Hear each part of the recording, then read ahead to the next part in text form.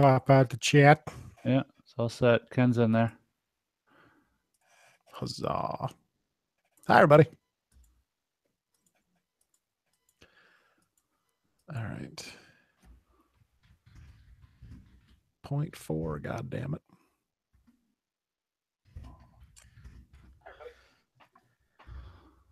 Hey, that's me. That was. And then I muted your ass. Yeah. Like a boss. My lower third's not working this week if it makes you feel any better. I haven't even tried, so. Okay. Stay on 0.4, God damn it. All right. So you ready to go? I believe so. Okay. Then this is $2.99 in 3, 2, 1, record. You are in the wrong bar, my friend. This is episode 299 of The Rundown. My name is Adam. I'm your host. It is Thursday, June 22nd, 2017, fresh off the Money in the Bank pay-per-view. Jason is here. Yeah, no, typically this is where I start yelling and acting like an idiot and talking about theme songs and whatnot. But just wanted to take a second at the top of the show here. A friend of mine just today lost his wife. They had a very loving relationship. Unfortunately, it was cut way too short. So I just want to send my thoughts and hopefully some good vibes from our viewers and listeners out to my friend Joe. Could really use it tonight. I'm thinking of you, brother. Agreed. We spoke about that briefly before the show, and I certainly echo those sentiments. Though I did not know the man, it is never easy to lose someone, especially someone you're that close to. So now that we're all sufficiently bummed out, what's going on in the chat room? As of yet, there's not a whole lot going on, but there should be, because we have a dedicated chat room on our YouTube page. If you go there, you can look at the right-hand side of your screen. You will see a box that says live chat. It's currently occupied by the amazing Ken. Kenny Lockhart is in there participating and going to join us for at least a little bit. So, Kenny, welcome. Good to have you. Anyone else wants to join Ken? Take your pants off, grab some oil, join in the chat, and we'll see what we can talk about. There's a lot of stuff went on this week, and we got a lot of things to discuss. Do we ever? Shall we begin? Shall we jump right into to Money in the Bank then? Yes, let's do that. Yeah. I don't think we need to talk about the Hype Brothers versus the Colognes, because that was just the Hype Brothers. The Hype Bros versus the Colognes. It was a typical comeback match. Easy victory for Ryder. Hey, he's back. How long till Mojo turns on him? I don't know, but they really had him work that. I re-injured my leg angle during that match, which I thought they kind of overkilled a little bit. To the point that I actually started to wonder if he actually re-injured his leg. I like that we got the point by point breakdown. Was on SmackDown, or was it on Money in the Bank? Of here's how the Battle Royal finished, and here's when I completely fucked myself over, and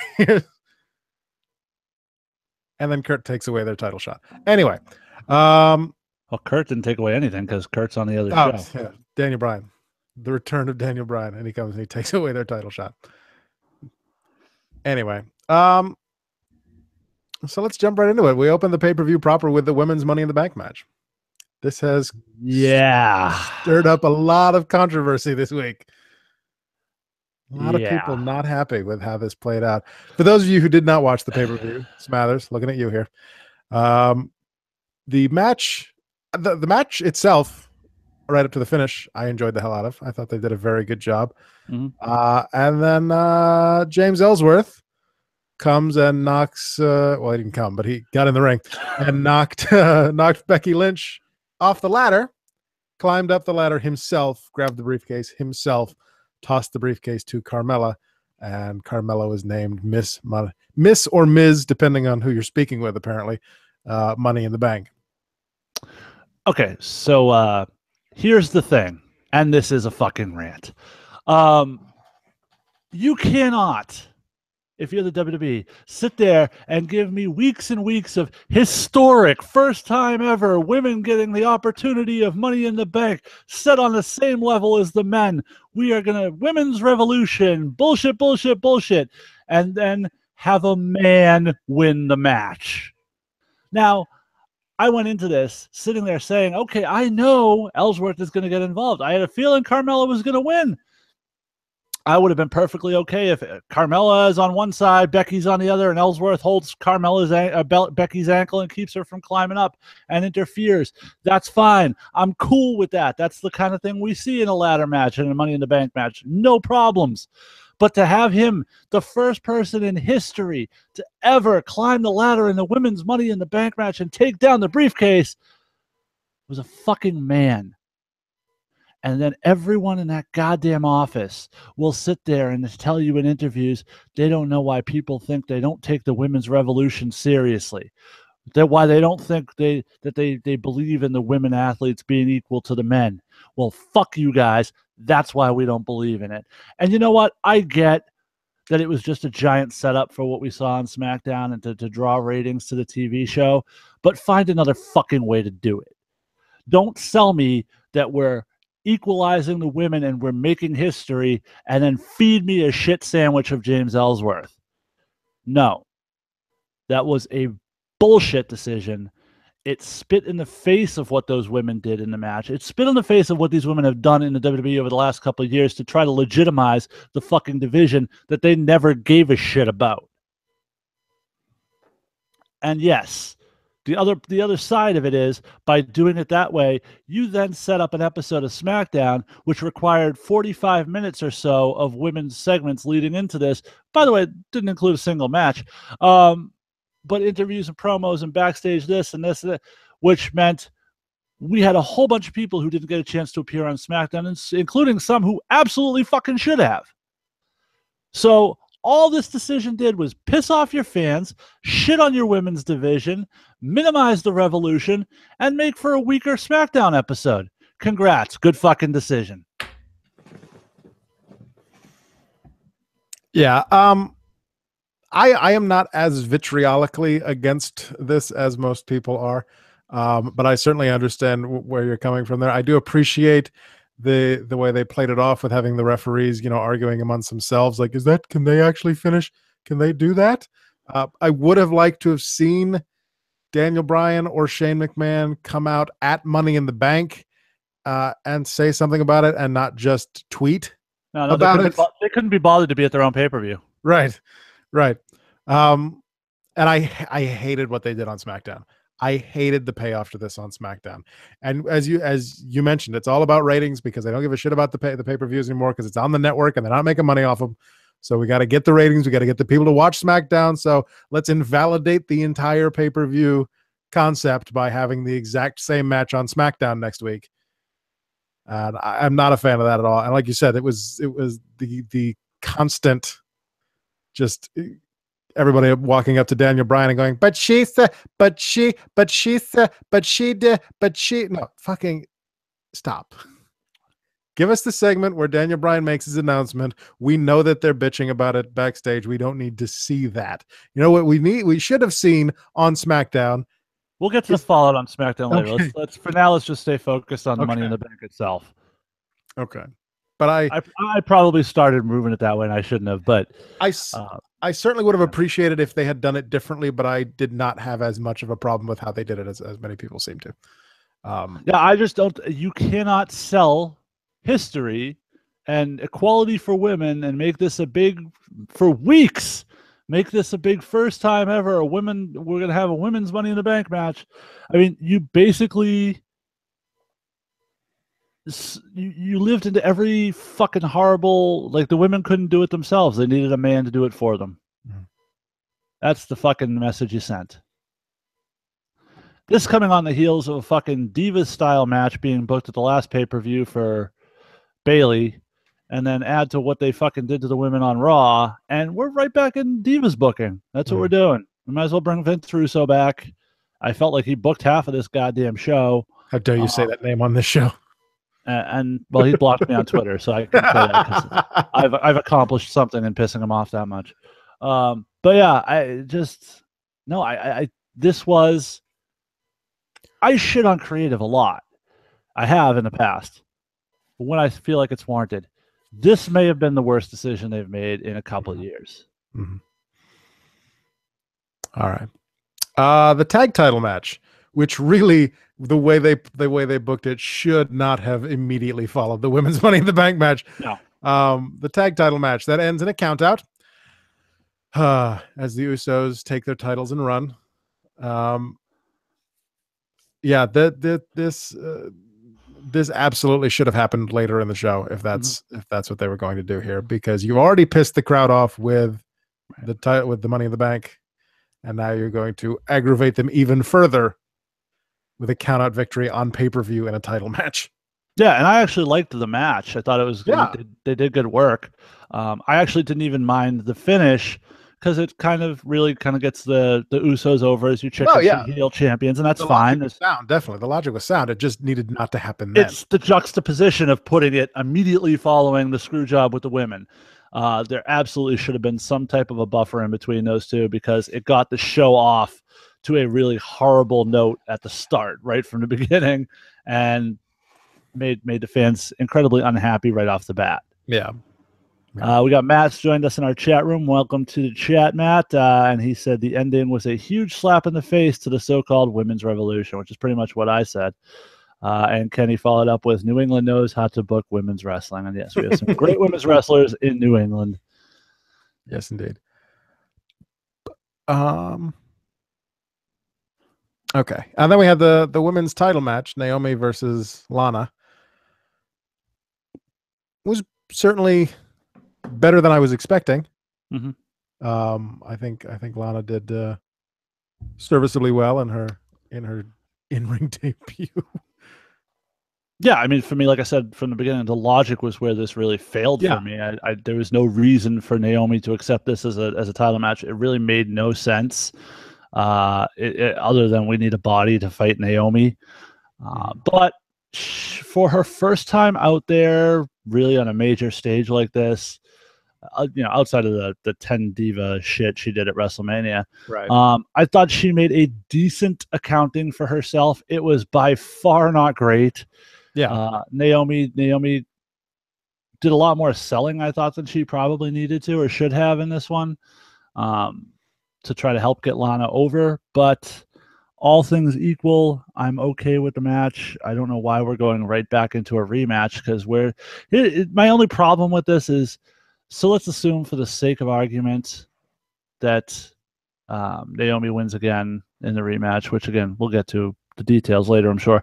But where does Lana go from here? So you've debuted her in a women's title program. She loses 2 matches in a row. And why? What end does that serve? Yeah. And now you've got the SmackDown women's division doing next Tuesday the same thing they did last Sunday. And don't get me wrong, I'd serve that end all day, but I don't know what that does for Lana's long-term prospects. Yeah. As soon as Carmella appeared during this match, and didn't cash in, I was like, oh, well, they're taking the briefcase away from her on Tuesday. And that to me is another huge logic hole, because what you could have done is said, okay, this is what we did. Carmella is smart enough to figure out that Shane and Daniel are going to have a problem with it and do something, reverse the match, restart the match, whatever. But if I cash the night before they're here, then they can't do anything. And that would have been a fucking brilliant touch. And they chose not to even go down that road. So anyway, to take the shitty thing they did and make it creative, they decided, nah, we're good. It's like the creative team on SmackDown sat there after we ripped the shit out of the Logic train on the last Monday Night Raw pay-per-view. It's like the SmackDown crew went, here, hold my beer, I got this. Then a Fashion Files segment. A couple of good little Easter eggs. I don't know if we call them Easter eggs, given that it was plastered on the side, but property of Paul E on the giant gray cell phone. I enjoyed that. And also blue steel, but with a picture of the old steel cage. That made me laugh. Yeah. We're finally going to find out who trashed their office. Well, this has been a storyline. VHS tape. Yeah, they've been hinting on this for a little while now. So It's a big exciting reveal. I'm sure it's gonna be like Authors of Pain. They're gonna call up some exciting new team. It's gonna really get people talking, really get the buzz going around this tag. They're gonna build it. They're gonna give it some tension. Yeah. Can't wait to talk about that match. And then the surprise debut of the Power of Love. Yes.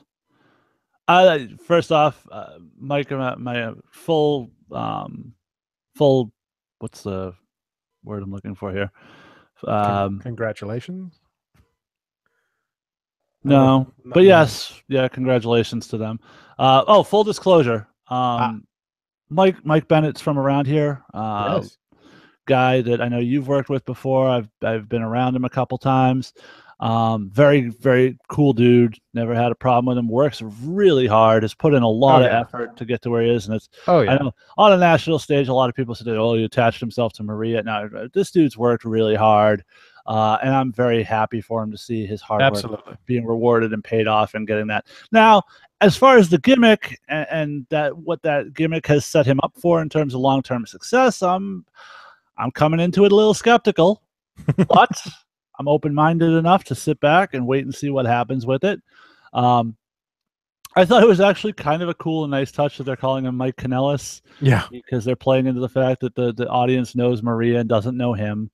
And it's a different type of angle for a man to kind of be subservient to the woman on WWE television. So we'll see how it plays out. I'm excited to see what they do with it. After this, I was really pumped to see what they did with them on SmackDown. Me too. Can't wait to get to that. But yeah, as I said on my own Twitter, Mike is the first person that I've actually worked with who's made it to the main roster of WWE, and I'm super excited. I'm very happy for him. I know Uncle Bob is too. He's absolutely just a hell of a guy, hell of a worker. And I look forward to seeing what they're doing. Plus, the theme song is amazing.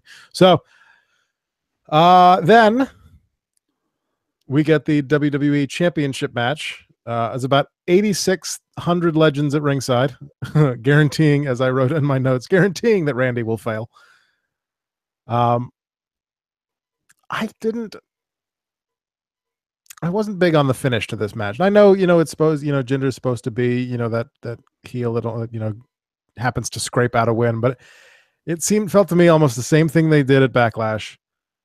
And except this time, Randy's dad was there. He beats the shit out of the Singh brothers, and then, Jinder gets the chance to recover from an RKO for like 20 minutes, and then hits the Khallas for the victory. See, I found this match to be a lot better and more entertaining and appealing than the original one between the two. Mm-hmm. I actually enjoyed the work they did in the ring. I mean, it wasn't a Matt classic by any stretch of the imagination, but I thought it was much more engaging. And even though you kind of knew going into it what the outcome was going to be, I thought they did a nice job of telling the story. I liked the fact that they kind of went back to Randy Orton just is going to kill one of the Singh brothers at some point. It's almost a fait accompli. But I will give Randy credit, and I railed on him for it last time. He did make a point to clean off the table and remove the monitors before destroying one of the Singh brothers this time. So good on him. And also that RKO bump, Randy took that 100%. Yeah, that Singh brother didn't touch nothing on that one. Yeah, no. So I enjoyed the match. I had no problems with it. Yeah. And Jinder's still the champion, which I'm always a fan of. Yeah. And now he can move on to someone else. Oh wait. Anyway. And then we find out. Then we get the Fashion Police tag match. The big build-up, the big reveal, with no tension whatsoever. They're introduced immediately after Breezango gets in the ring. It's the Ascension. Surprise. Yeah, clearly the Ascension's still upset from when the Fashion Police caught them masturbating in the closet a few weeks back. So they took this opportunity to seek out their revenge. And lose. Here's my biggest thing with this whole segment, right? It was, 10 and 15 minutes prior to this that we saw these guys in the back in completely different outfits. And yet they then came out in their full wrestling gear, not playing the gimmick that they were playing in the back. Like you shot this whole thing of Fashion Vice, and I thought that was great. Nice little touch, nice little nod to the old Fuji Vice segments. But if you had them come out and do the Miami Vice gimmick, then have them do it in the ring. Why mix up the gimmicks that you're running on the same night? Yeah, why this time when you've never done it before? Yeah. I mean, last time we had Tyler Breeze come out and do the fucking janitor bit because he did it in the segment in the back. Yet in this time they come out and basically no real connection other than the mystery. They didn't grab the mic and say, "Oh, it's time to find out who it was." Nothing. Just like all of a sudden the Ascension's out. So if anyone missed that little vignette earlier in the evening, this made zero fucking sense to them. But the Fashion Police have a T-shirt now. Yes. And my birthday is coming. Except the T-shirt says Breezango on it. So. It does. I'm all right with that. And then we finish your main event, the men's Money in the Bank. I enjoyed the hell out of it. I thought we did really well. I was puzzled by Baron Corbin taking out Shinsuke in the very beginning. I thought I was curious as to why they were taking Shinsuke out of the match. I was glad to see that he came back later. We got that tease of AJ versus Shinsuke.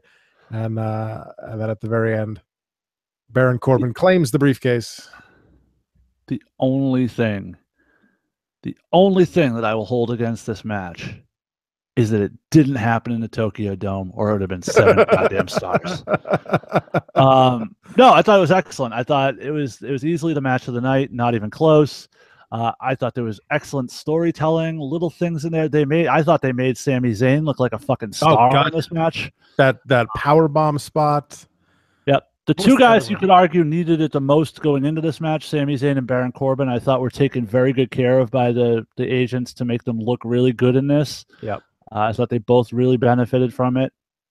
I loved there were some spots where I could have sworn Kevin Owens was dead on that apron shot there. That apron shot when Zayn powerbombed him on the open ladder.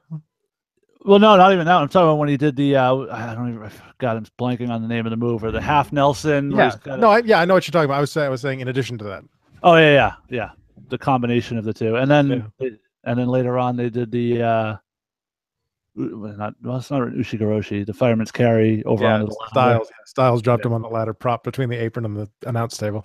Yeah, it's just Kevin Owens earned his money that night. That's all I'm saying. Yeah.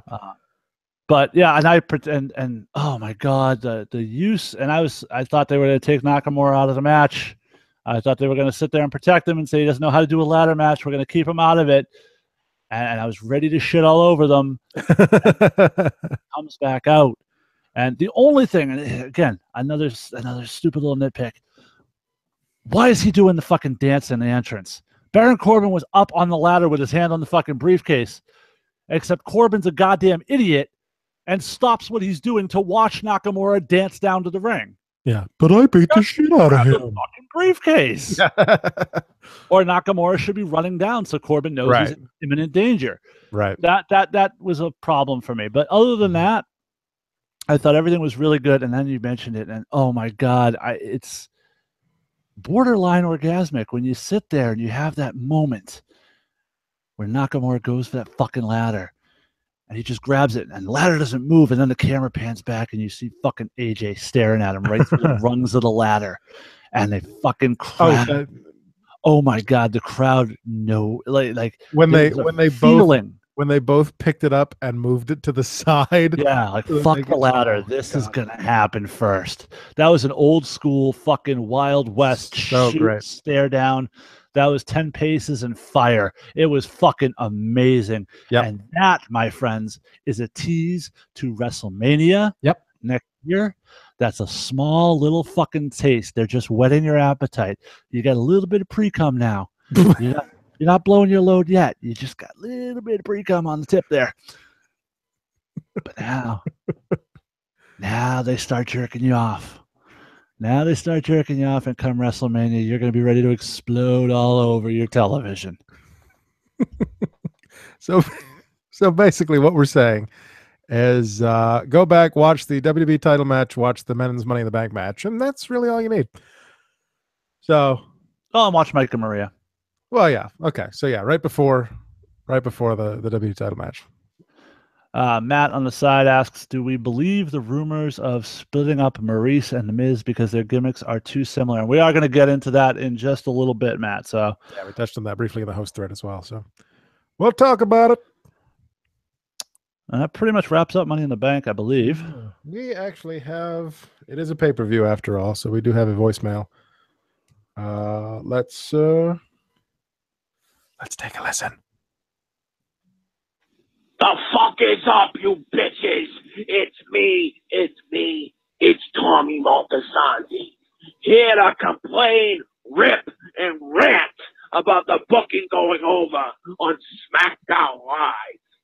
And I'm going to take the booking as a whole. I'm going to discuss the pay-per-view and what we just saw on Tuesday night. You're jumping ahead, Tommy. Let me tell you guys something. Why do you promote the shit out of the Women's Money in the Bank match as a historical event if you're going to have it fucking twice? They done fucked up when they booked the ending of that match. Nobody, including this guy, would have even said a word if Ellsworth helped Carmella get up and Carmella climbed the ladder and grabbed the briefcase. Done. Easy. Very easy. But instead, you're having Carmella oversell the powerbomb because that's all it fucking was from Becky was a powerbomb. And you have James Ellsworth go up and grab the case uninterrupted and just tosses it down to Carmella. And guess what? The fucking internet explodes. Because it's fucking garbage that a man won the first Money in the Bank. So what do? I thought for sure they were going to double down on Tuesday night. And they were going to say, oh, well, too bad. Carmella's the winner. She had some serious fucking heat when she came out there in the opening segment. And for a second, I thought maybe they actually worked. Instead, they completely reversed course and said, no, we're going to have another Money in the Bank match. And God forbid Carmella don't win, then this first Money in the Bank match will technically have two winners. What the fuck are you guys doing? And in addition to that, it gets even worse. You debut Mike and Maria on Money in the Bank pay-per-view. And it was a great moment. I enjoyed the shit out of it. These need to be at the end. And then you don't even mention them on a fucking episode of SmackDown? I understand you were a little bit short on time. The Women's Money in the Bank kind of took up the whole show. But you can't do a video fucking recap, a 10 fucking second recap saying that they'll be there next week. Next week, Mike and Maria make their SmackDown Live debut. That's all you have to say. And instead, you fuck that up too. You don't even fucking mention their name. Guys, I don't know if Vince McMahon has completely taken over writing of SmackDown Live, but it is fucking God.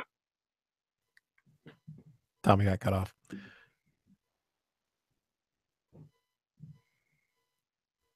So, yeah. I don't think we really have much else to do. I think Tommy pretty much everything that went on this week. You know,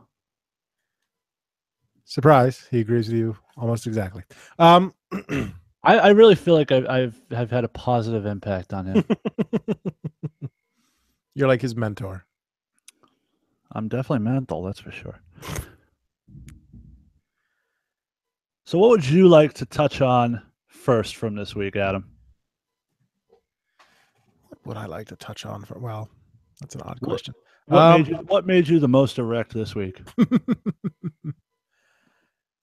Since we were just talking about Money in the Bank, I thought Carmella's promo to open SmackDown was fantastic. All right, we'll cover the Women's Money in the Bank first. The fallout from on SmackDown, and yeah, I'd agree with you 100%. That was probably the best moment of Carmella's career so far.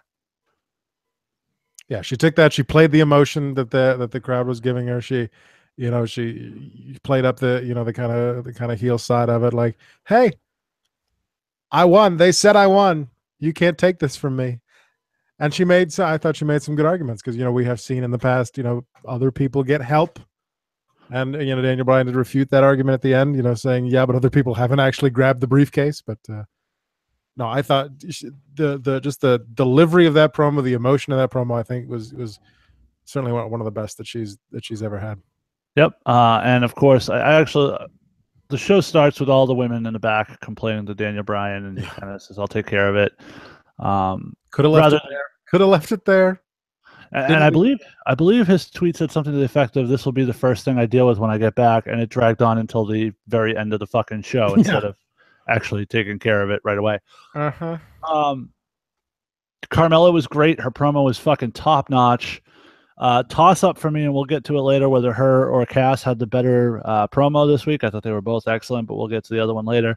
I thought Becky's promo in the back was really good. One of her better ones that I can remember, where she sort of, to me, planted some seeds for a heel turn down the road. And like, I try to play by the rules, and I just know something's going to happen, and somebody's going to screw me over, and I know it's coming, and I can't stop it, and blah, blah. I thought that was great. Then there was that weird flirting between her and Sammy. Yeah. Oh, you were great. Oh, you were great too. Yeah, but you were great. Yeah. I thought that was great. Did you catch when they did Daniel Bryan in the ring and Tamina basically repeated the same line Charlotte had just said? I saw that in the host thread. I didn't catch it live when it aired, but that's funny. And everyone just kind of went, awkward silence. And we move on. No, I did enjoy Daniel Bryan threatening to punch James Ellsworth in the face. Yeah, that was good. Yeah, I thought, again, if this was a one-off and this wasn't the first time, and it was and I think contextually that matters. I think the fact that this was supposed to be the first time ever that the women got a shot at this, to treat it the way they did was the problem. Again, if this was the 5th fucking Women's Money in the Bank ladder match, I don't think you'd have had as much reaction to it. Sure. I think that definitely the way they did it. I think they rebounded nicely on SmackDown, almost as if they recognized that they fucked up and they went back and fixed it. Yeah. Smathers asked me on Twitter during SmackDown. He asked me, he said, do you think this was the original plan, or do you think they weren't expecting the backlash that they got? And my initial response was, I'm going to say that this was the actual plan, because as we touched on earlier, it's all about the ratings at this point. So if you can tease, hey, first ever at the pay-per-view, but then a week and a half later, hey, we're going to do it on Tuesday, so you should watch on Tuesday. Yeah, I hate this new world we live in where the pay-per-views, which are what we build all the shows to, are now just being used to build to the next episode of the show. Right. There's no logical end point for some of this stuff. It's just a rotation at this point, and I don't like it. It sort of pisses me off. Mm-hmm. Sure. And Matt is asking why Sal is doing a Gilbert Gottfried impression. That's not. That's Sal's cousin Tommy. Yeah, he only calls in for the pay-per-views now. So, hey Matt. Gilbert Gottfried. Matt, you're watching live on YouTube. Sal's cousin Tommy.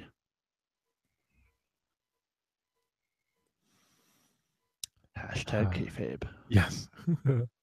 Alive and well. I was told by Triple H it was dead, so. Did you and your friend Mark then just go Google some stuff? Anyway. Fuck were we talking about? Gilbert Gottfried? The follow-up to the Women's Money in the Bank match. Yeah. But yeah, that dragged on far too long. And like you said, took time away from other things like Mike and Maria, like having something, anything other than constantly. So we're going to bank through all of SmackDown all at once. That's cool. Yeah, Mike and Maria not being there. What the fuck is the point of debuting them at the pay-per-view 2 days later on the main show, where people are actually watching? You're going to get more eyeballs on them. Why they're not fucking there? Made no goddamn sense. Where the fuck? All right, where in the absolute fuck is Ty Dillinger? Yeah, no, he's selling shakes for Sonic. Explain to me the last time since he came on SmackDown where he hasn't gotten an amazing reaction from the crowd. He got an amazing reaction showing up in the Sonic commercial. So They're why like, can't we "Fuck that guy." fucking find some time to do something with this guy? I don't know.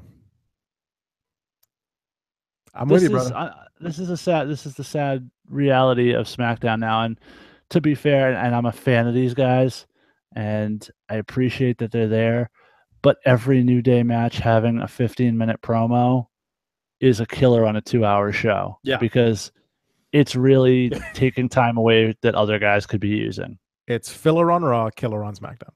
Yeah. Yeah, they're definitely, with that shtick, better suited for Raw, unfortunately. But yeah. But and I will say this, since they showed up, we actually have some focus on the tag team division, so that's good. Yeah, not to stay on SmackDown even further, but so much focus on the tag team division that that Chad Gable had a singles match this week.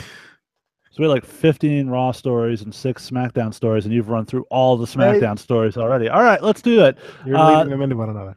This is how we're gonna burn through.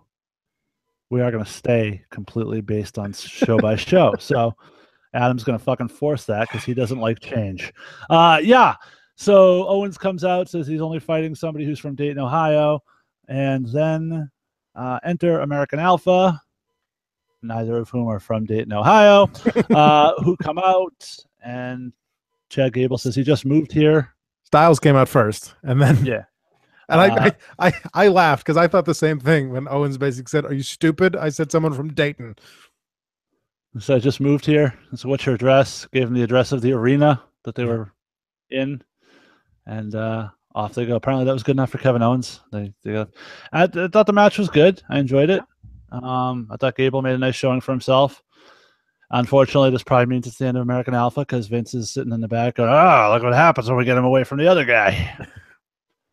God damn, pal, this guy's a single star. Mm-hmm. Until they split them up, ruin them as a tag team, and then he goes, "God damn, pal, that guy's too small to be a single star."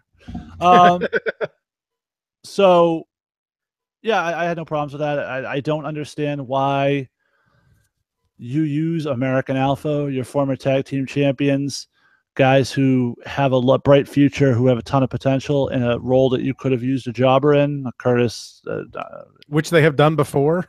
A Kurt Hawkins type or anybody else. I kind of feel like you set up the perception of these guys to be that they're just jobbers. Yeah. I think it seemed like they were setting up for a local superstar, and they've done that before with Kevin Owens Open Challenge. The first 1 or 2 times he did it, it was a local superstar, and it was made worse when you went on Talking Smack afterwards. And they're talking to AJ Styles, who says something like, "Oh, I loved when John Cena did the Open Challenge, except Kevin Owens comes out and makes a mockery of it. When I do it, I'm gonna face real talent." You just shit all over Chad Gable. Yeah. How did I miss that? Jesus. Oh, it was awful. Smathers on the side says he hates the fact that he's feeling that he needed to advocate for a 3rd hour of SmackDown, and I agree. But it's like 2 hours you can't get everybody on there you want to get on. It sucks.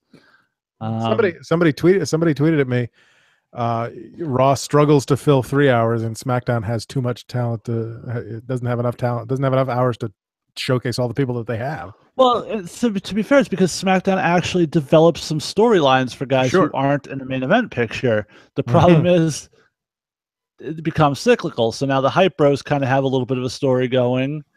And that means that American Alpha is off TV, and they get to scale back on Breezango a little bit. I keep fucking calling that the Fashion Police a little bit.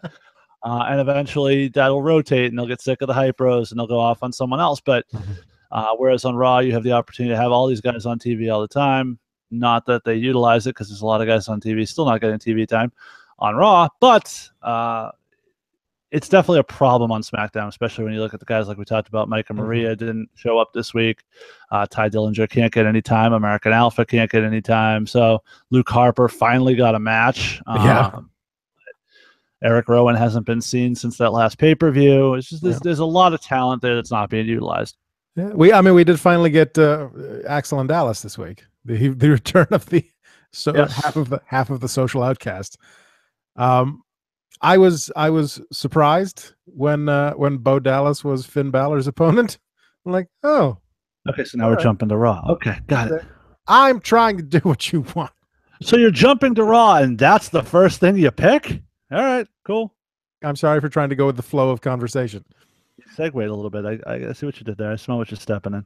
But yeah. then they were dressed as bears.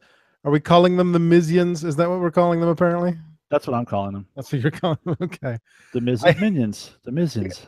The only thing that took me out of it after they beat the shit out of Dean Ambrose was the fact that was Curtis Axel trying to look all tough and in a fucking bear costume. But I thought that I enjoyed this, and if I enjoyed the segment itself, and if they're actually going to use Bo Dallas and Curtis Axel, I am in favor of that. Remind me again how the face, Dean Ambrose, destroying the marriage of the Miz is activity engaged in by a face. He's not destroying the marriage. The Miz is doing that all by himself because of his paranoia. If Ambrose would leave him the fuck alone, it'd be fine. Yeah. He had no reason to come out there. They were having a nice moment. He was making up with his wife. It's perfect. Just like you. Smash, crash. I'm going to spill champagne on you. And I just dropped my phone on the floor.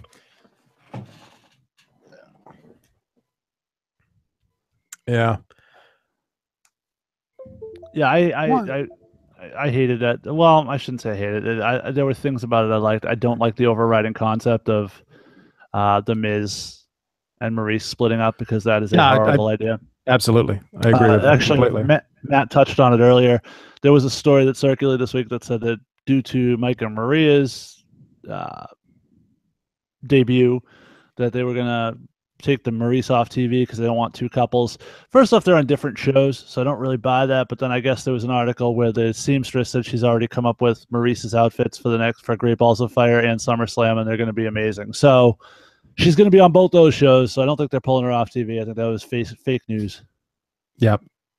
And I really hope they don't. Maurice, I think, is the best thing to happen to the Miz's character in a long time, and the way that they play off each other. Plus, now he's got this backup with Curtis and Bo. So, yeah, Miz's character went to a whole nother level once Maurice joined up with him. He went into being a legit main event caliber guy, and to take her away from him would be incredibly short-sighted. But then again, when you think about the fact that they took away the club from AJ right after they started getting rolling, like, this has become a new trend. Like, get something hot, get people into it, and then go, nah, we're going to do something else. Yeah. And right turn. Cause reasons. I hope they don't break them up. But yeah, Smathers points out, and correctly, that Reigns fucked up a wedding ceremony and smashed cake in the bride's face. Yeah. It was a face. Yeah. So. Yeah, the heel defending the honor of his wife. Yes. And losing. Yes. Oh, what a horrible storyline that was. Yes. Which seems to be a recurring theme, just saying. Okay. You put in the notes here, use of women on Raw. What is that? Well, we got to the end of the show. We had about 15 minutes left, and we hadn't had a single segment with the women involved at all in any way, shape, or form. Then we get a Sasha Nia match, at which point I went, oh, wow, they're going to actually let the women main event the show? And I immediately remembered they had another segment still to come. Yeah. So Nia and Sasha went into another Diva-style 2-minute match. Cue everyone in the fucking division coming out, because, bitches be crazy. And another fight breaks out. Bayley runs down.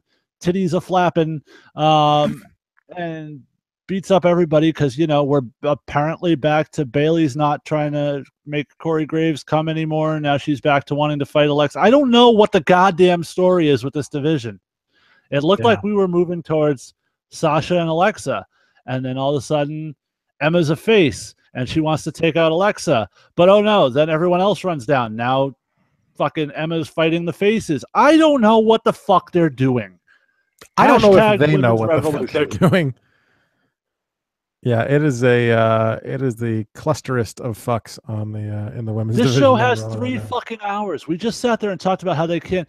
The women were an absolute, for better or worse, and I my feelings on what they did at Money in the Bank have been well expressed at this point.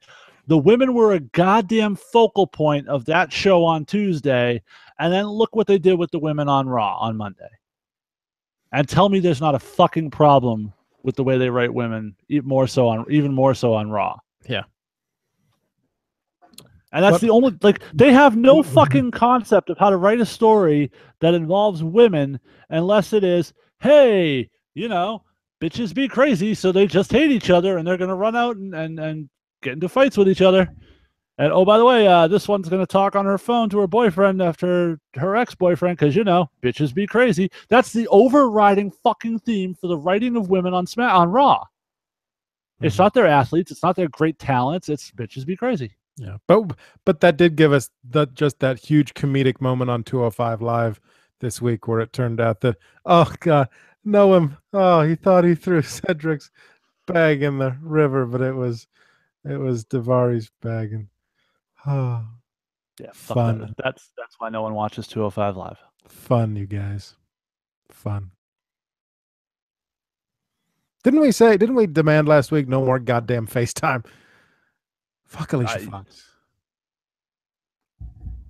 Somebody has to be. That's why she has a job, I'd imagine. Let's see. What else we got? I mean, we just talked about the main event of Raw. Well, I guess the main event segment, the closing segment of the show. Yeah. So I have mixed feelings on this one. Mm-hmm. On one hand, there was some real logic holes in this one. Not the least of which being, if Corey Graves had this fucking footage, why did he make us sit through 20 minutes of interviewing the fucking Revival and the Big Show? Couldn't he have just stood up at the beginning and go, hey, everybody, got this fucking footage? Couldn't he have given it to Kurt when they were backstage talking about whatever text message that they both got? Yeah, that was weird too. Yeah, I don't know. That bothered me for a weird reason. That made no sense to me at all. Then Kurt said, then the Revival, oh, well, Kurt, it wasn't us. And yeah, I've done my investigation. Then why the fuck did you bring them out? Yeah. If you already cleared them, why are you parading them out? He wanted to clear their names publicly. He could have done that without them there. And just some goddamn time. To Dawson's credit, somebody tweeted him on like Tuesday being like, so did you beat up Enzo or what? And he just shit all over the person. It was pretty great. Big Show being a thing again for no reason. Ugh. Doesn't make any sense. But then we get to the good stuff. Because Corey Graves shows us this footage, and let's be honest, it was way too long. This was what I called from the fucking beginning. So yeah. I get the points for this one. This was my baby. Well, you are Vince, so. But they lay it out, and I don't know, did you catch the homage in this whole thing? Apparently not. So do you remember back to the Shawn Michaels return at SummerSlam? Somebody attacks him in the parking lot, and Triple H was all concerned. Yeah. And then later on, we see the security footage, and Triple H turn, and all of a sudden the face turns on Triple H, and we get, goddamn right, it was me. Well, what did Cass say when Enzo found out? That, my friends, was an homage to Triple H and Shawn Michaels, and a very well done one. I thought, this is where I got a little sketchy because, oh, fuck, Cass is going to have to cut a heel promo now. God damn it. And despite the fact that he repeated himself awkwardly at one point. A couple of points, but yeah. I think he might have gotten lost a bit and got his way back. But other than that, he delivered a credible, realistic, emotional promo. Mm-hmm. And fucking goddamn do I love Enzo Amore for that one single tear rolling down his cheek. Made the whole thing, sold the whole goddamn thing, and made it amazing. I was just going to say the exact same thing. Both Enzo Amore and Big Cass, because I was very worried about this. Now, I still think it's going to be a shit feud. I'm still not sold on Cass because what's going to happen is after about a couple weeks of this singles push for Cass, Vince is going to be sitting in the back and go, God damn, pal, his body looks weird. Why does he look so... he looks like, what do they call that? Skinny fat, pal? Like, he's got the fucking little chubby, but he looks like he's in... fuck that. I don't know. He's no goddamn ginger, pal. Let's fucking... I don't know, goddamn. We can put him with that Hawkins guy. We'll do a program with him and Hawkins. That's kind of what I see happening. We'll see. I hope I'm wrong. I read something on one of the groups I'm in on Facebook today postulating, what if Graves managed Cass? I don't think you want to pull Graves out of commentary, though. Yeah, no, I definitely. But I will say this. It looks like Cass will probably at some point in the not too distant future relate or spin off into a feud with the Big Show, who I still to this day credit with turning the fans against Roman Reigns. Because think back to it, that was the feud going on when all of a sudden people stopped liking Roman Reigns because those matches were fairly fucking brutal. Yeah. And they kept fucking giving it to us week after week after week after week after week after week. People got fucking sick of it and they turned on Roman Reigns. I still, for all the, it was Daniel Bryan and not winning the Royal Rumble and et cetera, et cetera. No. The Big Show is the reason people fucking hate Roman Reigns. I remember that, and I remember how painful that fucking was. Matt on the side says the Bitches Be Crazy only worked with AJ Lee. Agree, that's the only time it worked, but they've tried it every time since. Mm-hmm. Yeah. What else we got over here? Oh, we just talked about Roman. What did you think of the promo that Joe and Roman had? Oh, I fucking loved it. I really loved a lot of stuff on Raw this week. I'm not going to lie. I thought the Roman and Joe thing was amazing. I loved Roman coming out and saying, you know, we all really know the deal. The whole family doesn't like you, et cetera, et cetera. The whole family that he's not in. Well, you know, the Samoan family. It's a different kind of thing. But yeah, and then, you know, we're going to call you Just Joe, which of course spawned a bunch of people to go look for, which spawned a bunch of people to go look for Joey Legend pics on fucking Facebook and Twitter. Then Joe comes in like, you know my name, Samoa Joe. And I love the way he said it too. Just fucking rule. It was beautiful. Mm-hmm. And then the headbutt and I'm sitting there and like, this is a fucking match I want to see. Right. I'm all fucking in after that promo. This is one I'd be perfectly happy if this rolls into SummerSlam as part of this. Like, goddamn, I'm on board with this. This was, it captivated me. My imagination was triggered. I'm not gonna lie, it moved a little bit. I was all in on this one. Keep this rolling. I'm good with this. And then they go to the match, and fucked if these guys aren't having a pay-per-view quality match. God damn, that match was good. And again, allow me to give my weekly fuck you to everyone in the IWC that sits there and says, Roman sucks, he can't work. Fuck you, fuck you, fuck you. Name me the last Roman Reigns match that was bad. Fuck you again. And then we go and we the Braun thing. And I'm sitting there, and my eyes roll as soon as the ambulance rolls in. And then he pops open the door and stands there and does this. Brah! And I'm like, God damn, that's campy. And it's so fucking cartoonish. And goddamn, why am I liking it so much? and then Braun comes down, and he beats and he grabs the mic, and we get, I told you I wasn't finished with you, and I'm all in again.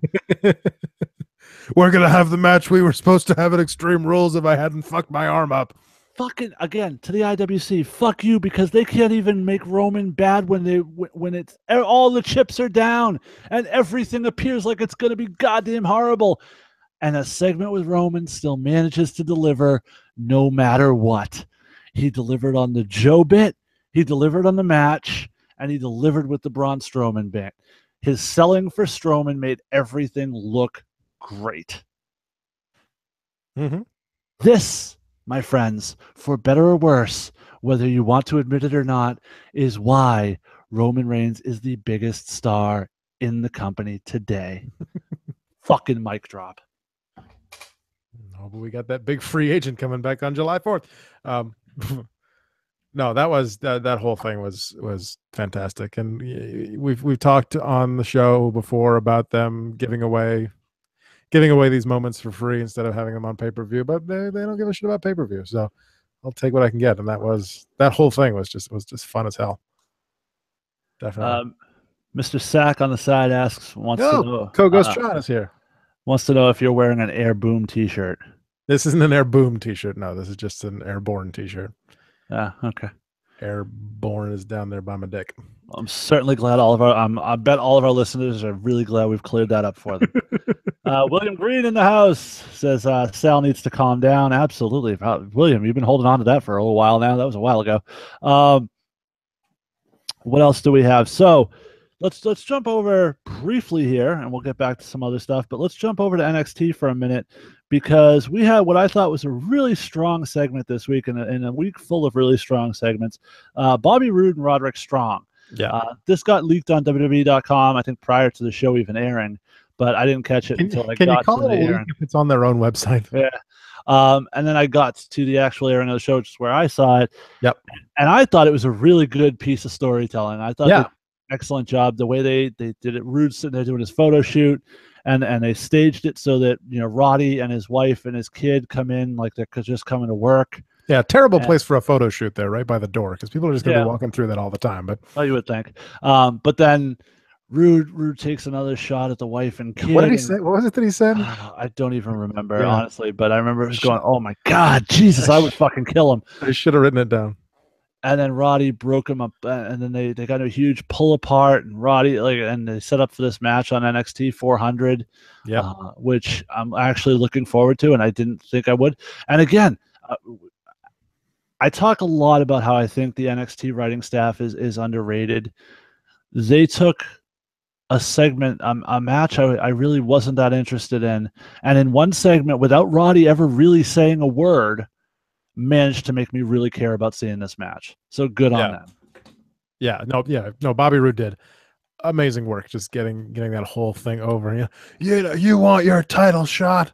You can have your title shot. Fantastic. Bobby Roode is glorious. Jason's checking his phone. Sorry. Some big draft thing going on. On NBA draft night, Adam. There's shit going on. I'm getting updates. What can I tell you? I don't understand. It's sports ball. Don't worry about it. Is this the part where the Knicks get Patrick Ewing? I'm confused. Ask Sal. So jumping back into Raw for a brief moment, I'm also going to give credit to somebody else who I don't typically or haven't typically given a ton of credit to on this show in the past, because I'm not the biggest fan of this guy. I know other people are. I thought Seth Rollins, for the first time, cut a very good face promo. I thought he did a good job. I thought for the first time he sort of addressed, hey, I did some shitty things in the past, things I'm not proud of, and I'm out here and now this isn't about me anymore, it's about us. I thought it was the first time he really did a face promo. It's the first time we've seen him show any remorse for the things he did as a heel, which I think is a big part of a face turn. And all it took was getting the cover of the video game. Yeah, and a commercial where he acts like a heel. But yeah, I was all in on this promo. I thought he did a good job. Be like no one. And then Bray Wyatt came out, and I lost interest again. Yeah. Bray Wyatt at this point, Bray Wyatt's pretty much going to have a live sex session with JoJo on air for me to care. The character is so broken at this point that I just don't. I can't get into anything they do with Bray Wyatt anymore. Yeah. Yeah, I don't even remember. I mean, I'm interested in the match. I think the match will be good, but when he talks, when he comes out and interrupts, if he's not wrestling, I really just have no interest in him at this point. Yeah, I don't even remember what he talked about when he came in, when he interrupted Seth. Well, you probably wouldn't have understood it anyway, so it doesn't matter. I just remember the blackout. He appears. Seth jumps off the top rope. They totally bash faces. Seth gets busted open on his cheek. And did you see the fucking lump? Stitches, yeah. The lump that Bray had on the middle of his forehead? Jesus Christ. You know who's happy about that? His wife. Soon to be ex-wife. Yes. If not already. Close enough. Then, as we talk about matches we didn't want to see again, on SmackDown, we had Dolph Ziggler and Shinsuke Nakamura, and I'm sitting there saying to myself, really, we have to watch this again? And then that's exactly what I said. Why did we go back to this? And then something strange happened. Oh, they went out and had a great fucking match. Yeah. That was an excellent match. That was better than their pay-per-view match by fucking far. Easily Shinsuke's best match since coming up to the main roster. They walked up to him before they went out and goes, Make it for the shit show that's the rest of the show is, would you? I really enjoyed that match. I thought that was easily their best work together. I thought it was what their pay-per-view match should have been, but clearly wasn't. I don't know. I can't pinpoint exactly what the difference was. I think there was less attention on Nakamura. Maybe that's what it was. He just felt more like one of the main guys, and they just kind of worked the match like that instead of trying too hard to force him into looking like a babyface, overwhelmed babyface who makes the big hot comeback and wins the match despite, snatching victory from the jaws of defeat. I thought they just kind of wrestled a match and told a good story and had a very credible, believable fight. And I thought the ending was what it should have been. And I really enjoyed it. Yeah, no, definitely. I still am hopeful that they will now move on to separate things. And although, as we've talked about with Dolph Ziggler last year, he is basically the dumping ground for, we don't have anything to do with this guy right now, so he's just going to fight you 8 times with Baron Corbin last year. But no, yeah, the match itself was fantastic. And you touched on a little bit earlier. I cannot wait for Nakamura to go to Raw just so Corey Graves can be the one screaming Kinshasa again, because Tom Phillips just doesn't have the oomph. But yeah. You touched on a little earlier the Finn Balor versus Elias Sampson bit from Raw. You had some feelings on that one, so why don't you fill us in on your thoughts? Did I? Oh, I talked about Balor versus Dallas, yeah. It made me laugh that Elias spent 4 minutes tuning his guitar, and then they attack each other. So apparently that's going somewhere. Will that be maybe? I don't think they'll set something up there for Great Balls of Fire. Maybe SummerSlam, but with Elias and Finn, no, I think that's got to be a Great Balls of Fire program. A GBOF. Yeah. Mr. Sack wants to know who's joining us for episode 300 next week. Is that next week already? Jeez. Yep. Well, hopefully Raccoon Reigns. And hopefully... I'm guessing nobody, because nobody but me and you ever fucking shows up. Well, Troy's been showing up lately, but he's about to go on hiatus. So yeah. Just the 2 of them. Sal's been on the show twice in the last 4 months. Since I'd be on every week if my computer was fixed. Fix his fucking computer. He's on twice in 4 months. I got fucking kids, because you and I don't have kids. Troy doesn't have kids. Raccoon Reigns might have kids. We're not sure. Am I airing my dirty laundry out on the show now? It's possible. Yeah. I still love Sal, but Jesus Christ. Should I edit this part out? I probably won't. No. Get on the show, Sal. Let's do it. Let's get your shit together. Get on the show. Schedule it every week like I do and be here. Mm-hmm. I gave up a family function to be here tonight. So, I appreciate that. That's how much I love our viewers and our listeners, all 5 of them.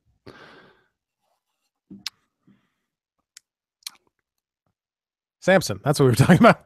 Yes. Yeah, I still big fan of the Drifter. I think that he and Balor should have a really good match when they finally face off. And I like that they traded beatdowns.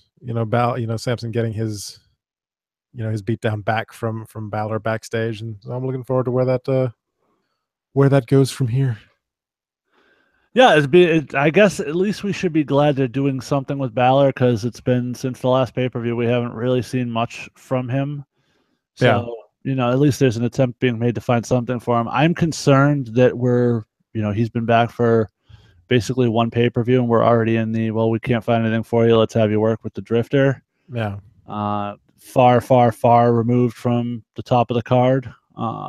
That's a little concerning. Hopefully it's just kind of a bide your time and wait for some other things to play out, but I don't know.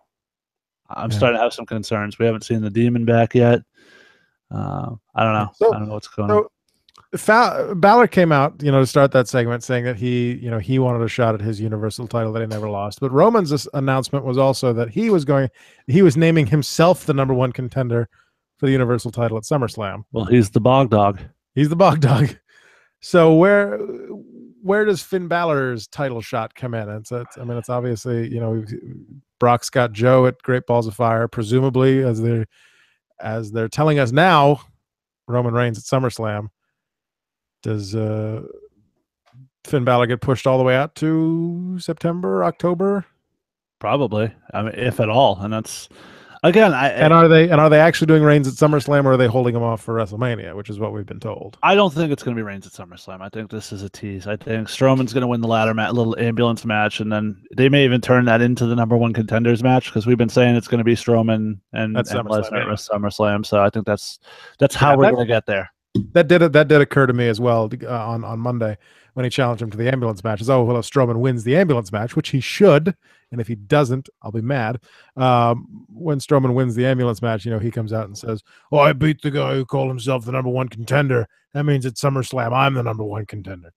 So, and with Roman being at SummerSlam, do you think Roman wins the Royal Rumble again, or do they do it? Do they get there some other way and have SmackDown win the Rumble and go for the WWE shot? Yeah, I have no idea. You're asking me to book the Royal Rumble. We haven't even gotten to Come on, Vince. Goddamn, pal. We haven't even gotten to herpes yet. Herpes? Oh, Great Balls of Fire. Okay, I got you. I think that's more chlamydia. But anyways. That's some of the STD PPV. There you go.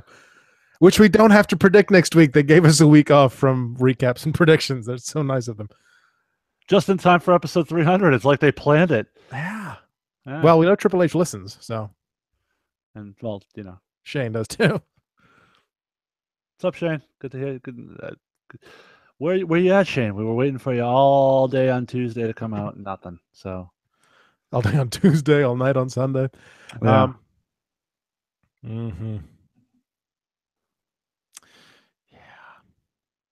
What else we got here? Our main event on SmackDown saw our WWE champion Jinder Mahal take on Luke Harper. Of all people. Yeah, out of nowhere, no build. Harper hasn't been on TV in months. And now all of a sudden he's in a match and I thought the match was really fucking good. Yeah. I enjoyed it. I thought they did a really nice job putting this match together. I was surprised at how much I enjoyed it. They did a little tease with Baron Corbin. Again, I would have liked more follow-up to a guy winning the Money in the Bank briefcase than just having him come out and stroll around the ring. But again, bitches be crazy. So somebody on Twitter was like, I don't want to see Baron take the title off of Jinder. I'm like, I don't think it's going to be Jinder that he's taking the title off of. Now, last year we had the Money in the Bank cash in on the same night, and then it was done for the year. I think this one's going to last for a while. I think the women cash in. I would not be shocked if the women cash in happens next week. If that Money in the Bank match happens before Lana and Naomi, I feel like it's going to be an immediate cash in situation. So basically, exactly what they should have done on Sunday, they're going to do next Tuesday. Yeah, that's sort of what I think is going to happen. I still think the ultimate idiocy of this whole thing is I still think Carmella's winning it. Yeah. If she doesn't, I'm going to be pissed. But she can. But imagine the heat she can get by calling herself the first ever 2-time Miss Money in the Bank. True. But yeah, if Carmella should absolutely still win. You just want to get fucking Money in the Bank bonus points for the fantasy league. Not even that. Twice. That was a nice bonus that I still didn't fucking win. But yeah, that's true. Who beat you? You had both Money in the Bank match winners, which is bonus points, by the way, for those of you scoring at home, because nobody is. But you had both of them, and you still managed to lose, because who the fuck beat you? Yeah, some cocksucker. I don't remember. Yeah, that guy's a dick. Some douchebag who wins every fucking week. Anyways, so yes, well, I probably won more. Well, no, I'm sorry. I didn't even finish second place. I take that back, because typically what's happened since this league has started is I go on a nice little run of wins, and then we change the rules or redraft or do something to try to reshift balance. And then guess what? The fucking cream rises to the top, boys. I don't know what to tell you. Matt on the side says, worst case scenario is Lana wins the title and gets cashed in on, then loses. I think that's probably a very likely scenario. Yep. And I'm okay with that. That's one that wouldn't shock me at all. So, what else do we have here? We have Cassius Ohno and Aleister Black. Did you catch that on NXT this week? I did. I missed a little bit of it in the middle, but what I saw of it, I thought was quite entertaining. Yeah, it was very physical, very good match. These two had another really nice encounter. Looking forward to hopefully something with them in the future. We'll see. But yeah, no, it was a good match. And if you haven't seen this week's NXT, it's worth going and checking out the episode just to see that. I was glad that that Black went over. I was worried that I don't know why I was worried, but for some reason I was worried they were going to end his winning streak with Ohno, and that would have just been upsetting. But he kept the streak alive, and it was a solid. It was a good match. Yeah, I enjoyed it. A good piece of work. And then I think the last thing we got on our list here is with SummerSlam approaching, we've seen teases somewhat maybe for Roman Reigns, and we've got John Cena returning. And who do we think Cena and Roman will be working with at SummerSlam? I'm on record. I think they're working each other. That's where my money goes on this. Yeah, because I mean, because if you don't do that, who else do you have Reigns work? There's really no one else. If Braun's got Brock, unless they further the Joe thing, but what else do you do there? Yeah, I don't know. The Joe and Reigns make some sense if that's the route they want to go, and I think maybe Raw was kind of that test balloon to see if there was anything there, which there clearly was. Seriously, but again, and it's like I talked about last week, the fact that they've made such a push to do the free agent thing tells me that Cena has to be working with somebody on Raw. Right. So otherwise, there's no reason to do that. So right. The only person I can think of on Raw that makes sense for him to work with is either Joe or Reigns. And Reigns, if they're really desperate to make SummerSlam this huge event that they reports say they want to do, then there's that match would do it. Yeah, exactly. It's exactly that. If you go with Reigns versus Joe, who the fuck does Cena work? If you go Cena versus Joe, who the fuck does Reigns work? So you gotta go Reigns versus Cena. Joe work if you do Cena and Reigns. Finn Balor. Yeah, that's the first name that popped into my head. Yeah. So there you go. Good times. I offered Troy to take my topic this week for a game he wanted to play, but Troy didn't come on the show. So I'm just going to pass on doing my topic this week because I didn't prep anything. I thought Troy was going to be here. Right. So I think that brings Plus, us those topic discussions aren't nearly as interesting when it's just two of us on here. It's true. So I think that brings us to our news segment. But before we get to that, listen to this. This is where I'm going to put the promo for the other QE podcast. And then I'm going to put the news music after it. So you can just go into the news. Which QE podcast? I don't know. I'll pick one. Okay.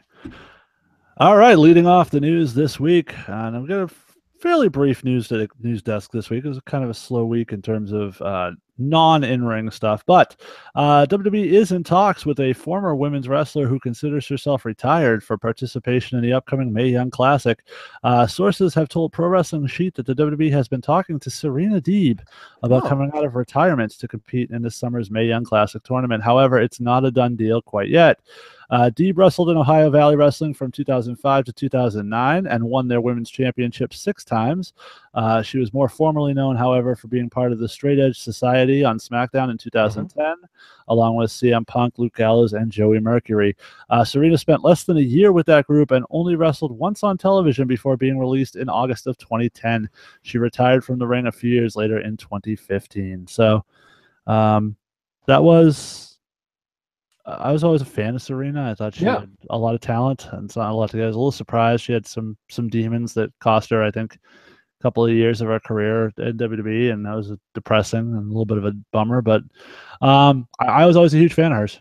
Yeah, no, agreed. I would certainly like to see her come back. When you said former, retired former women's superstar, I thought the first name that popped in my mind was Victoria, but I think Serena would be a great fit for the tournament.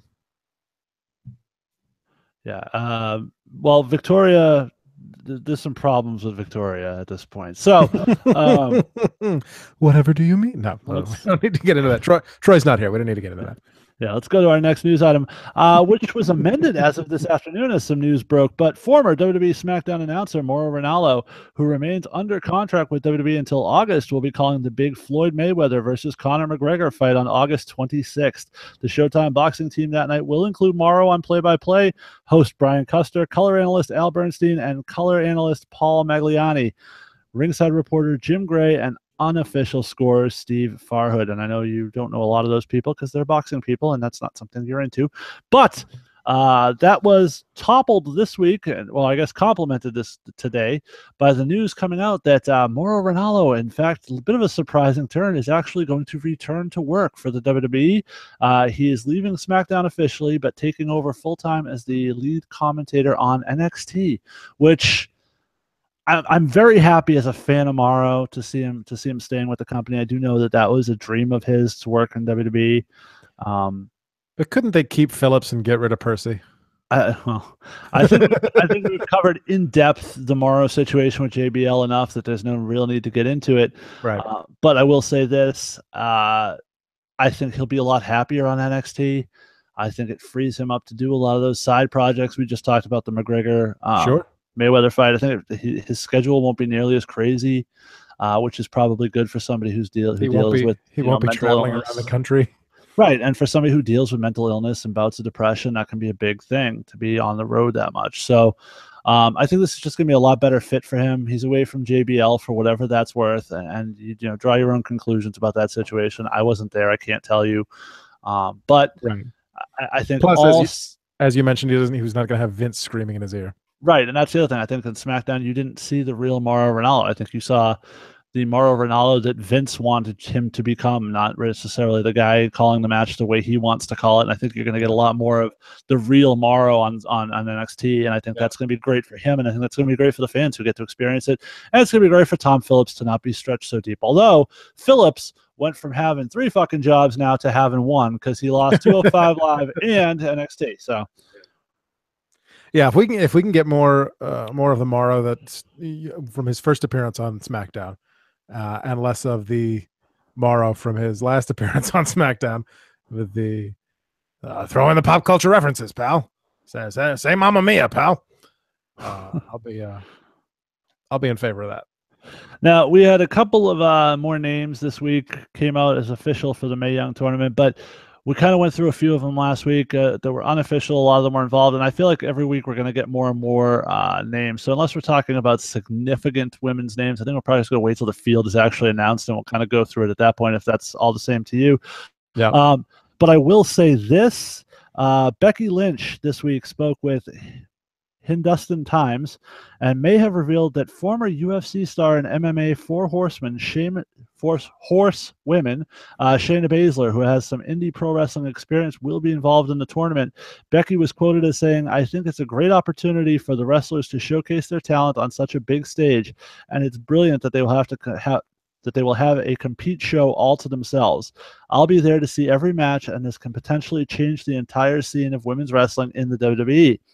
Lynch has also dropped a major hint that former Ultimate Fighting champion could be part of the tournament. The Queen of Spades has appeared for a couple of independent promotions, including Ring of Honor, and Lynch said that she's excited to see how Baszler does in the tournament. I'm excited to see Shayna Baszler in the tournament. It is true that she does not have much experience in pro wrestling, but her UFC background will give her a huge advantage. So Becky kind of inadvertently dropping the news bomb there. Shayna Baszler going to be in the tournament, which is kind of a cool little thing. Definitely probably designed to bring some more mainstream reaction to it. Right. I think the only real problem you're going to run into is when The tournament ends with a giant brawl because all of the women are fighting over the last tube of lipstick, because that's how WWE books their women, because bitches be crazy. That really should be the name of this episode. I'm just throwing that out there right now. I don't know if iTunes will let me put bitches in the title. I'll just put it as a little star or something there. We touched on this last week, and I don't necessarily always feel comfortable reading these things, but it did come out in the news this week, so I guess we'll go through it. The wife of Bray Wyatt has officially filed for divorce in Florida, accusing him of adultery. According to the divorce documents, they were obtained last week. She's accused him of cheating on her with JoJo. After the news broke, his wife Samantha posted the following message on her Instagram describing how the situation has affected her and her 2 children. She said, quote, "It's quiet, kids are napping, and left alone in my thoughts. I realize, hashtag I hate you. The bubbly love, the tingles, the butterflies when you walked into a room are all gone. You made not a mistake, but a year and a half in the making. Lifelong decisions. In front of the world that will forever change me and our girls' lives. You were selfish, out and about with no care to who saw you 2 together. You hurt me, crushed me, shattered my world. You were my world, our world, hashtag king of our castle. You lost us, our family. We worked so hard to make and protect. You made a choice. I hate you for hurting us. In due time, you'll see what you've lost. I was loyal, faithful, and loved you, not for who you had become. We found love when we had nothing and created a home, a family, a life together. You will never have that again. Hashtag loved you when you were nobody. Hashtag I hate you. Hashtag you broke my heart. Hashtag soulmates no more. Hashtag you ruined us. Hashtag I made a promise to God. Hashtag asshole. Hashtag stay at home mom. Hashtag divorce sucks. Hashtag cheating husband.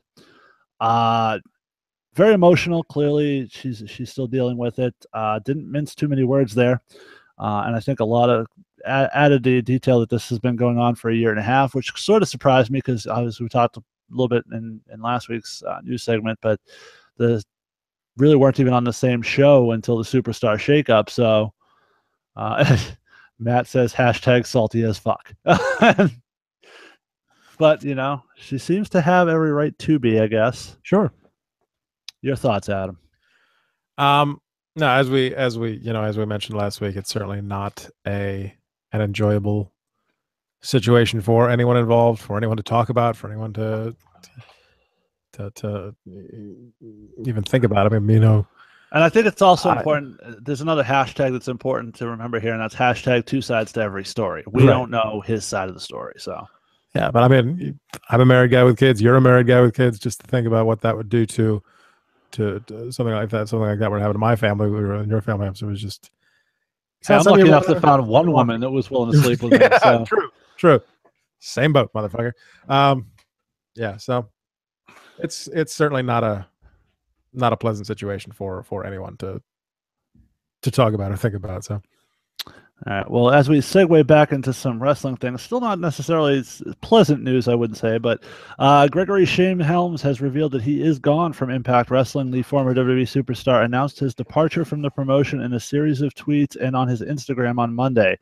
He said, "I'd like to wish Impact Wrestling all the best in their future endeavors." Followed that up with, "I've never been an ass kisser, and I damn sure wasn't going to start with an owl." And then much respect to the locker room at Impact. Very talented crew. Y'all deserve so much more. Even you, Robbie E. Helms, at 42 years old, had been working for the company as a producer since 2015. He has also been appearing on camera as the leader of the Helms dynasty with Trevor Lee and formerly Andrew Everett. His Instagram post read, "It was a good little run. The worst thing in wrestling is and always will be the politics, but there's a lot of talent still there, and I really enjoyed my time there. Big thanks to all the guys and gals I worked with." Also, Al Snow was released from his working relationship with Impact Wrestling as well, so both of them now free agents. And we touched upon who Finn Balor will be facing at SummerSlam, and all I can tell you is stand back. There may be a hurricane coming through. I was going to say, do we think the Hardys bring Helms in? It's possible. It's certainly possible. He's, Vince has a soft spot for bringing in former talent to be agents. We know that for a fact. So I didn't even mean for that. I meant as an on-screen guy, but I don't know if his in-ring time is over. I don't know how much he wants to get in the ring at this point. We'll see. I mean, paychecks, money talks. Speaking of guys getting in the ring, speaking of things getting in the ring and money talks, Shelton Benjamin is once again in talks with the WWE to return to the company, only this time he isn't unknowingly injured while doing so. At least that we know of. I don't think how anyone could know they were unknowingly injured. I don't think that's how that works. But following the WWE draft in last July, Benjamin was advertised as returning to SmackDown Live, but a shoulder injury derailed those plans and the deal fell through. Benjamin, who is now 41, was cleared to return to action in March. He tweeted the following month, "Let me clear this up now. I am not signed to WWE. I never signed due to an injury. While that could change, as of now, I am a free agent." According to Pro Wrestling Sheet, a deal is not quite done yet, but things are heading in the right direction. The site says he'll more than likely appear on SmackDown Live once his contract is finalized and creative plans are in place. When Shelton went down, it was reported that WWE would be interested in using him once he recovered. Vince McMahon and Triple H are both fans of his work and feel he would give the WWE roster more depth. Benjamin, who worked in the main roster from 2002 to 2010, initially came up on SmackDown with Charlie Haas as Team Angle, underlings for Kurt Angle. The pair eventually split from Angle, rechristening themselves as the world's greatest tag team. During their run, they held the tag team championships twice. In 2004, in the draft, Benjamin was sent to Raw and quickly got a singles push, scoring a win over Triple H, but would not capitalize on the momentum, as Benjamin go on to win the Intercontinental Championship on 3 occasions and the U.S. Championship once before being released in 2010. He was also named Most Underrated Wrestlers by the readers of the Wrestling Observer newsletter in 2005, 2006, and 2007. I know. I think we're all fans of Shelton Benjamin on this show. So. Sure. As much as I would love to see Shelton Benjamin come back to WWE, and as good of a fit I think he would be on SmackDown Live, it plays into what we were talking about earlier. If Shelton Benjamin is on SmackDown Live, who is getting left off of SmackDown Live now? Well, all I can say for these guys is Jinder fucking Mahal. You know, it just takes the right opportunity at the right moment at the right time. Who knows? Vascular. Maybe the WWE will really want to raise the network subscriptions amongst black guys with blonde hair. I don't know. But it worked for Jinder when they wanted to spike things in India. So if we suddenly see a network collection on Butch Reed, we'll know that that's what they're going for. Or Slick Wagner Brown. He had that look for a while too. I don't know how much. I don't know how much of his footage WWE has though. Former Rundown sit-down guest, actually. Indeed. Triple H recently flew to London to present PC Charlie. Oh God, Charlie G. With a custom WWE title belt. According to the Mirror, he is the off-duty police officer who was seriously injured during the recent London Bridge terror attack. The 25-year-old suffered stab wounds to the head, leg, back, and stomach after running towards the terrorists. He was wearing a Sami Zayn t-shirt at the time of the attack. For the surprise visit from Triple H, he was transported in secret to a London hotel in a limousine to meet the game. Triple H commented, "The highest recognition a WWE superstar can get is winning the WWE Championship, but this honor is also reserved for those in real life who go above and beyond. To run in the direction of a scary situation that can't even be described in words to help others, for that to be your instinct to help others, that is a hero." People say a lot of times that they will catch the WWE because these guys are like real life superheroes. Well, Charlie is a real hero. And hats off to that guy. Happy to see him recognized. My only issue with this is, I don't know if you saw it, there was footage on WWE.com. The article mentioned Sami Zayn he was wearing a Sami Zayn t-shirt. Sami actually recorded a message for this guy that Triple H was showing him. And then at one point, Triple H went, yeah, and then he went on for about 20 more minutes, and he shuts the thing off, which was sort of a dick move on Triple H's part. A little bit. Like, Sami went out of his way to record a message for this guy, and you're just using it to play to this stupid fucking gimmick that you gave him. Yeah. Here's the disc. You can watch it later if you have the time. Yeah, awful. And in the last news, a bit of ties into some of the Mae Young Classic talk we were talking about earlier, because there is another person who has been announced officially for the Mae Young Classic, and she also received a name change this week, and what is often a step towards becoming a regular presence on WWE TV, NXT, NXT's Kimber Lee has a new ring name. The former independent wrestling standout will now be known as Abby Leith going forward. She unveiled the name on Wednesday by changing her Twitter handle and also tweeted, "Well, guys, there's been a change. Hashtag Crown Jewel." So we officially wish old Kimber Lee the best in the Mae Young Classic and in her career going forward. Glad to see that hopefully this is the sign that she's on her way to some more significant television time. Kenny on the side also says, anyone know if The Undertaker will return to fight Roman at SummerSlam? It's been reported all over the internet. I really can't see it. I think he still hasn't, or he either just had or still hasn't yet had the hip surgery. So I'd be pretty shocked if that were to happen. Mm-hmm. And Matt says, or Goldberg. That's been rumored too. I can't see that either.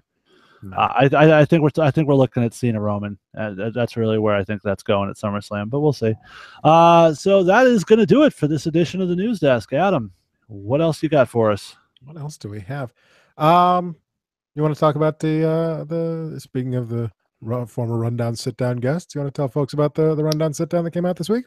Yeah, this week we dropped a new Rundown Sit-Down featuring Brew City Wrestling star, the fabled one, Aesop Mitchell. I got a chance to sit down with Aesop, and it was really kind of cool. It was the first time I got to sit down with somebody who is not somebody I know on a personal level, and that was a really different experience for me. I think we had a really great conversation, and we got some insight on what wrestling is like outside of New England. It was a different, bit of an eye-opener for me. Some great stories, and Aesop seems like a great guy, and everyone should definitely take a listen to that and then go follow him on the social media and so show him some support.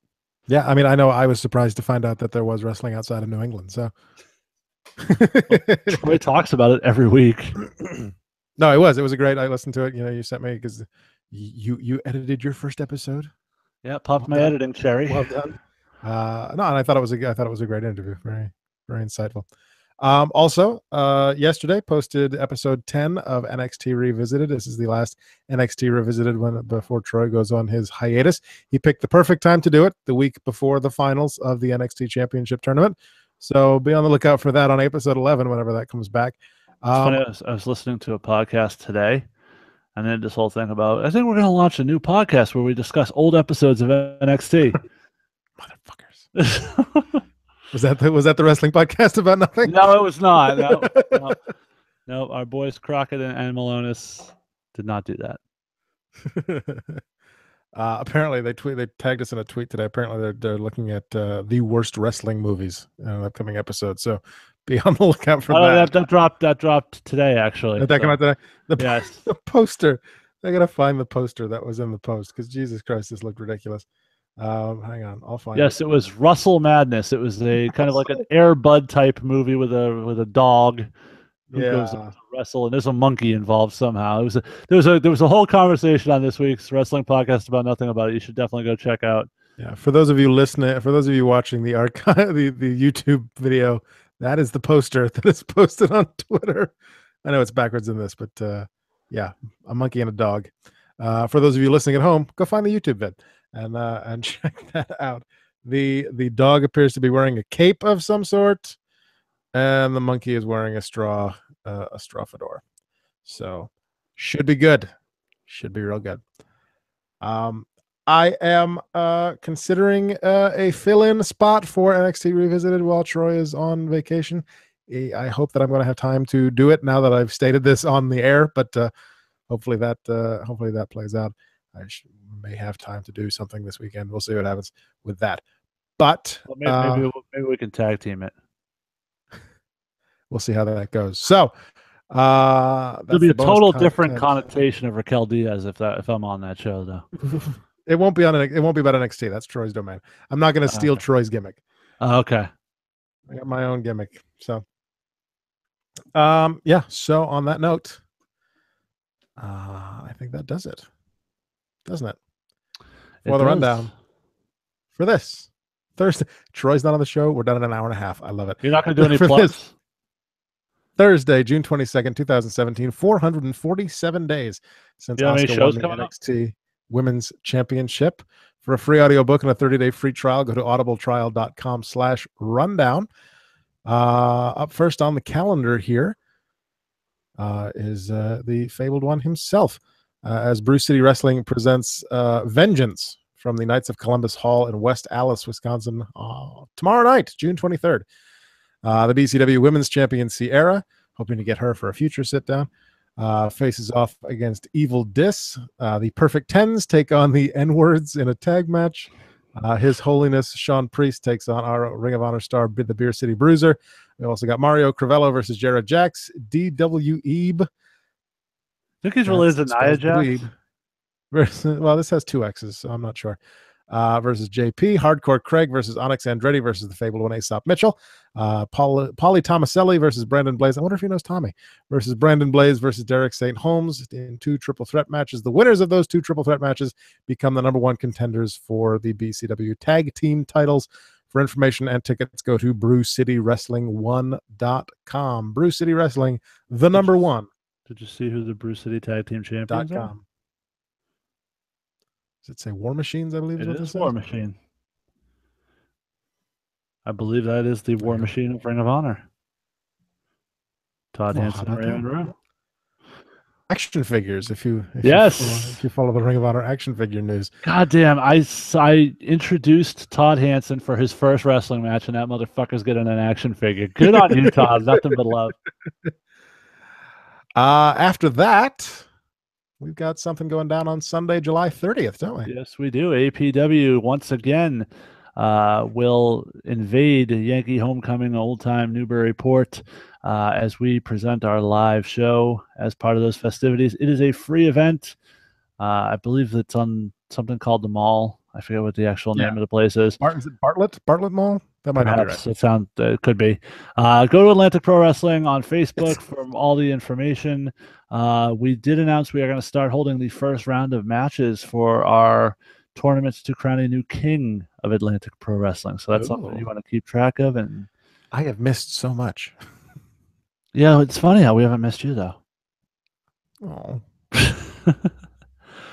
But actually, before that, even before July 30th, July 23rd, the week before, I will be returning with some very notable names from the area to Fenway Park to participate in this year's El Mundo Fan Fest, featuring live wrestling all day long. We're going to have, I believe, tentatively, the plan is to have a couple different companies send some matches and use it as sort of a showcase, but we'll see how that plays out. So that's definitely something you want to check out. Go to look up El Mundo Fan Fest. I believe they have a Facebook page. Maybe we can post a link on our rundown page. But you can go check out some live wrestling at Fenway Park for just the second time in the last 60 years. So it's a pretty cool thing to be a part of. I enjoyed it very much last year. I'm looking forward to it this year. And I believe I've been told I'm actually going to be emceeing the event this year. So that'll be cool. I was floated an invitation and then nobody ever got back to me. Okay. So that's July 23rd. The next Sunday, we've got July 30th, the Old Yankee Homecoming. After that is August 5th. So you want to just air our dirty laundry out on the air in front of everybody. You weren't actually floated an invitation. I said, would you be interested? I will talk to the people in charge if so. Saturday, August 5th is Lucky Pro Wrestling presents Summer Sizzle at the Elks Hall in Clinton, Massachusetts. A couple of big matches already announced. The LPW Championship, Vern Vicalo defending against Robo, the Punjabi Lion Robo, plus the women's Punjabi prison match. It's not. That's on SmackDown coming soon. Get lucky. The LPW Women's Championship, Davienne defending against Diana Perrazzo. So be on the lookout for that. Plus, I love Diana Perrazzo. I'm a big fan of hers. Well, she'll be in Clinton, Mass on August 5th, and you should come out. The only thing that girl needs to do is to realize to not put DP on her trunks, because love her to death. Big fan of her work, but that's, maybe she's just too innocent to understand. I don't know, but there's a whole different connotation to those initials together. Yeah. Plus a special challenge match. Sweat Boy, Christopher James, gets 3 minutes in the ring with Mr. Brian Cairo if he can beat Brian Cairo's paid mercenary. We have yet to find out who that mercenary will be. May not find out until August 5th, but if Sweat Boy can defeat the opponent of Brian Cairo's choosing, he will get to beat the crap out of Brian Cairo for 3 minutes all by himself. Plus, your brand new LPW Hard Knocks champion Brick Mass Stone will be there. Your LPW Tag Team Champions, the Aristocrats, will be there, along with the return of Donovan Dijak and Mikey Webb. Scotty Slade will be there. Adira, Isana, Jim Anderson, Anthony Green, Cam Zagami. More to be announced. You forgot somebody. 5th? Who? There was somebody else listed there. At least the picture that was released this week. Well, that's the list that I copied directly from the Facebook page, so blame Chris for that. Picture. So that's that. See how I brought the show to a grinding halt right there? Liberty States returns Saturday, September 9th to the John McCarthy Elementary School in Peabody. And ElkMania 4. ElkMania 5. I'm sorry, ElkMania 5 on Saturday, September 23rd at the Beverly Salem. I am incredibly interested to find out who Todd Sopel will have their career ended at the next Liberty State show. Oh, interesting. I did not see that. Yeah. It was Bo Douglas, for those of you listening at home. How is it that I pay more attention to the Dynasty. promotion you work in than you do? How does that happen? Not on Facebook a lot. I didn't get tagged in that one. Anyway. I was waiting for you to scream Elks on fire, but apparently that's not going to happen tonight. So follow us on Twitter at Rundown. Elks on fire. Send us an email to rundownwrestling@gmail.com. Leave a voicemail on the hotline, 617-863-6967. That's 61. Rundown 7. Yes. No, I just dropped my iPad on my laptop so hard that the fucking CD tray opened. Nice. Didn't expect that to happen. Follow us like us on Facebook at facebook.com/rundownwrestling. Watch archived episodes at youtube.com/rundownpodcast. And if you'd like to make a donation of the monetary variety, go to paypal.me/rundownwrestling. Cost me $10 a month to host this on Podomatic. If you'd like to help out with that, it would be greatly appreciated. You got all those methods of contact, and if you'd also like to, you can go on Twitter and follow me at JStuart, SJSTUART0920. If you got somebody you want to hear on another edition of the Rundown Sit Down, that's a great place to contact me. Hit me up and let me know who you want to hear contact on the show, and I'll see what I can do to make it happen. Tag Jason, tag the person, and take it from there. Yeah. See what happens. Check out all the shows on the Questionable Endeavor Network: Shadow Vein, Tooning Japanese, the Raw Attitude Podcast, the Slasher Sanitarium, just released, Final Destination 3. Apparently, it is, according to Troy, it is an infuriating movie, so be on the lookout for that. The Pwn Stars, New Blood Rising, and Words of Geekdom, all at questendnetwork.com, at questendnetwork on Twitter, and go to questendnetwork.com/Discord to check out our Discord channel. And let's not forget to mention our good friends over at the Wrestling Podcast About Nothing, Mike Crockett and Brian Malonis. Twice a week, Mondays and Thursdays, dropping new audio for your ear holes so they don't conflict with any of Rundown stuff, so you can check out all those at the same time. We're big fans of those guys, and they're big friends of the show, so I want to give them a plug and appreciate all their support. That was next on my list. Oh, I didn't know if you had added it, so I want to make sure we got it in, because I know you tend to get, you forget people and 10 bell salutes and what city you're announcing in, and so figured I'd help you out. Search for us on iTunes, Stitcher, Google Play. Oh, and allow me to apologize to the fans for last week's episode, my heavy breathing. That was a technical difficulty, which should be worked out this week. And by technical difficulty, I mean I fucked up and did something twice. I was only supposed to do once, and it made it too loud. So I'm sorry. Yeah, you thank the guy for making our show sound better, and then you went and fucked it up. I fucked it up, not him. You and Troy sounded great. That's what I said. You went and fucked it up. Yes. iTunes, Stitcher, Google Play, Podbean, or Podomatic under the Rundown Wrestling Podcast. If you cannot afford a monetary variety, please leave a monetary donation. Please leave a 5-star review on iTunes, because that helps. Donation of the monetary variety. Yeah, I get screwed up in my words. It's possibly the ADD, possibly that I'm just a moron. If you leave a text review, we'll read your name in your review at the end of a future episode. It's karma for your treatment of your grandmother. Thanks to all of you for listening. I sincerely mean that, by the way. Thanks to everybody in the chat room. We had Matt, we had Kenny, we had Kogos Sean, Sean was in there. And we had William Green. Greeny was and then, of course, our boy Smathers. Yes. Thank you to all of them. Thank you, Jason. Thank you, Adam. For skipping a family function to chat with this dumb face. And I very much look forward to next week and our big, huge 300th episode. This is a milestone landmark episode for the Rundown, and we're very excited. We're going to wear formal tuxedos, at least jackets. I will be totally nude from the waist down. It's going to be a big night, folks. And then following that, the week after that, it's prediction time for Balls on Fire. Except I got a text message saying, "Hey, I just remembered I have Sox tickets. So if we're recording on Thursday next week, I'm not available." So God knows when that's going to be. Fuck. Yeah, pretty much. All right. Where the fuck was I? Thank you to Ray Williams for the logo. Thanks to I Fight Dragons at ifightdragons.com for the theme song. Next week is episode 300. Do they really fight dragons? Like with swords and shit?